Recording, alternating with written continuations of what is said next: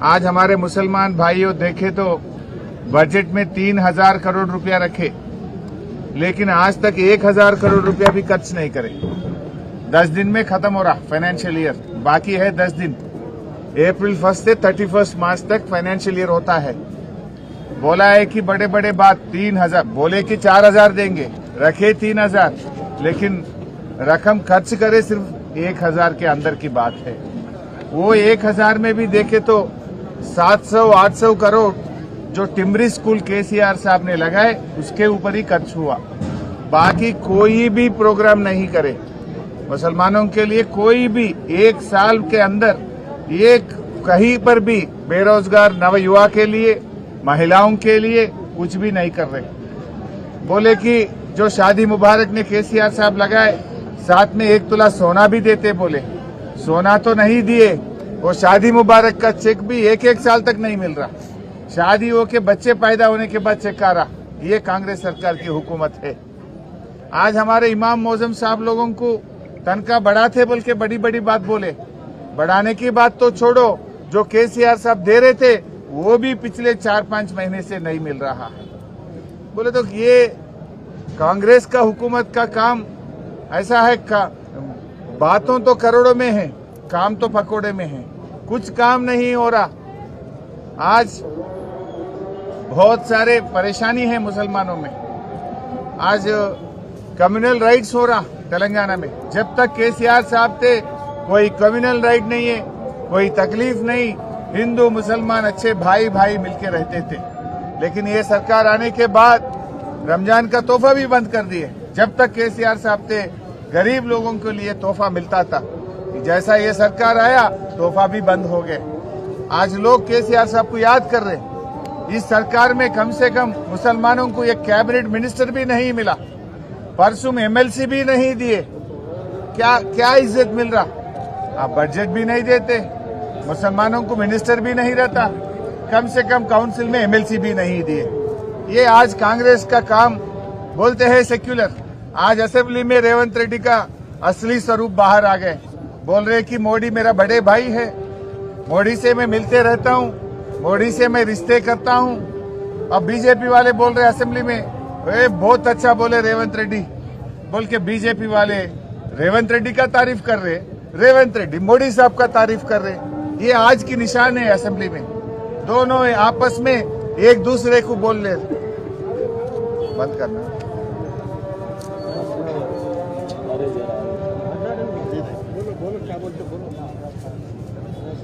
धरने తీశారు ధరణిలో భూములు పోయినాయి సెటిలైట్ సర్వే చేసి భూములు కోల్పోయిన వాళ్ళకు ఇప్పటి వరకు డాటా కరెక్షన్ చేశారు ఇప్పటి వరకు నేను కనీసం 50 అప్లికేషన్ కలెక్టర్ దగ్గర పెట్టాను కలెక్టర్ దగ్గర నుంచి తహసీల్కి వస్తుంది తహసీల్ నుంచి ఆడియో పోతుంది ఆడియో నుంచి కలెక్టర్కి వస్తుంది మళ్ళీ తహసీల్కి వస్తుంది ఇది ఏందని అర్థమైంది ఒక్కడిగా 2 ఎకరాల 2 గుంటల భూమి నాది ధరణిలో పోయింది एक बार आइए बात करते घर पे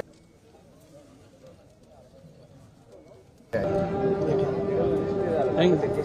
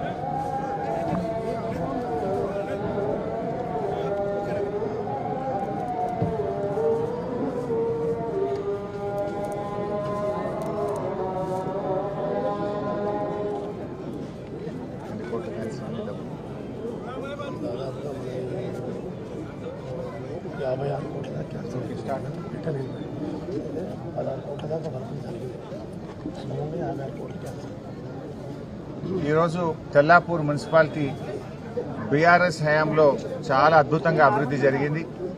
ఇక్కడ ప్రజల కోరిక మేరకు తెల్లాపూర్ మున్సిపాలిటీని ఏర్పాటు చేసింది కూడా ఆనాటి కేసీఆర్ ప్రభుత్వం. మరి ముఖ్యంగా మా తమ్ముడు సోమిరెడ్డి గారి కోరిక మేరకు దాదాపు 75 కోట్ల రూపాయల ప్రత్యేక నిధులు తెల్లాపూర్ మున్సిపాలిటీకి అందించాం. కానీ కాంగ్రెస్ ప్రభుత్వం వచ్చిన తర్వాత ఇందులో 50 కోట్ల రూపాయల నిధులను రద్దు చేసి వెనక్కు తీసుకున్నారు. ఒక 25 కోట్లు పనులైనాయి, ఒక 50 కోట్లు వాపసు తీసుకుపోయింది. Government continuous process.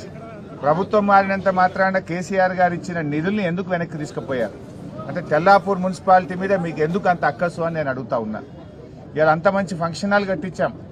ఆ రోజు సోమిరెడ్డి గారు ఇక్కడ మా మున్సిపల్ బాడీ వచ్చి కోరితే దాదాపు 500 కోట్ల విలువైన 5 ఎకరాల స్థలాన్ని తెల్లాపూర్ మున్సిపాలిటీకి హెచ్ఎండిఏ నుంచి ఇప్పించాం.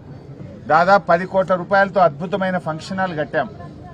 దాదాపు 10 కోట్ల రూపాయలతో అద్భుతమైన మున్సిపల్ భవనాన్ని నిర్మించాం. వెజ్ నాన్ వెజ్ మార్కెట్ మంజూరు చేస్తే ఈ కాంగ్రెస్ గవర్నమెంట్ వచ్చిన 15 నెలల నుంచి Tellapur veg non veg market పనులు ఎక్కడికక్కడ ఆగిపోయినాయి. అందులో పిచ్చి చెట్లు మొలుస్తున్న పరిస్థితి ఉన్నది.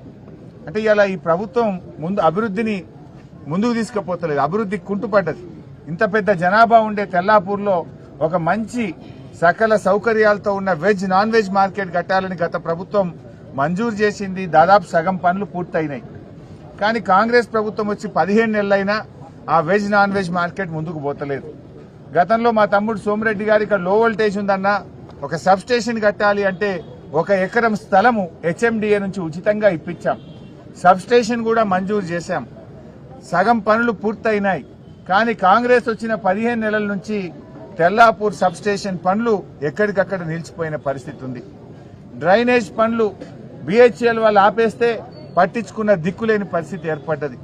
అంటే ఇవాళ కాంగ్రెస్ వచ్చిన 15 నెలల్లో ఉన్న నిధులు వాపసు పోవడం, జరుగుతున్న పనులు ఆగిపోవడం తప్ప కొత్తగా జరుగుతున్నది లేదు. 15 నెలల కాంగ్రెస్ ప్రభుత్వంలో తెల్లాపూర్ మున్సిపాలిటీకి 15 రూపాయలు కూడా విడుదల చేయలేదు. కేసీఆర్ గారు ఇచ్చిన 50 కోట్లు వాపసు తీసుకుపోయింది తప్ప కొత్త కార్యక్రమం ఒకటి జరగలేదు. ఇంకా దీన్ని తీసుకుపోయి జీహెచ్ఎంసీలు కలుపుతామంటున్నారు. ఇండిపెండెంట్ గా ఉంటే ఇక్కడ చాలా మంచి అభివృద్ధి జరిగేది. కానీ ఇవాళ కాంగ్రెస్ పార్టీ ఈ ప్రభుత్వం వచ్చిన తర్వాత ప్రజలకు ఏ ఒక్క పని కూడా జరుగుతలేదు. ఆనాడు కేసీఆర్ గారు వచ్చినాకనే తెల్లాపూర్ మంచినీళ్ల బాధలు తీరినాయి. ఈ ప్రాంతానికి మరి మిషన్ భగీరథ ద్వారా ప్రతి ఇంటికి శుద్ధి చేసిన త్రాగునీరుని అందించి ఈ ప్రాంత ప్రజల త్రాగునీటి బాధలు తీర్చింది కూడా బీఆర్ఎస్ ప్రభుత్వమే. కాంగ్రెస్ వచ్చిన 15 నెలల్లో మళ్లీ కరెంటు కోతలు స్టార్ట్ అయిపోతున్నాయి. మళ్లీ మంచినీటి కష్టాలు, ఇబ్బందులు వస్తా ఉన్నాయి. అసలు శానిటేషన్ లేక దోమలు పెరిగిపోయి విష జ్వరాల బారిన ప్రజలు పడుతున్నటువంటి పరిస్థితి ఉంది. మాటలు ఎక్కున్నాయి తప్ప రేవంత్ రెడ్డి గారి చేతలు మాత్రం శూన్యం. ఇవాళ ఇప్పటికైనా రేవంత్ రెడ్డి గారు తెల్లాపూర్ మున్సిపాలిటీకి కేసీఆర్ గారు ఇచ్చిన 50 కోట్లు వెంటనే ఇచ్చి ఆ పనులను కొనసాగించాలని, వెజ్ నాన్ వెజ్ మార్కెట్ పూర్తి చేయాలని, ఫంక్షన్ హాల్ ను ప్రజలకు ఉపయోగంలోకి తేవాలని, సబ్ స్టేషన్ నిర్మాణం పూర్తి చేసి ఈ ప్రాంత ప్రజలకు లో వోల్టేజీ సమస్య లేకుండా చూడాలని మేము బీఆర్ఎస్ పార్టీ తరఫున డిమాండ్ చేస్తున్నాం.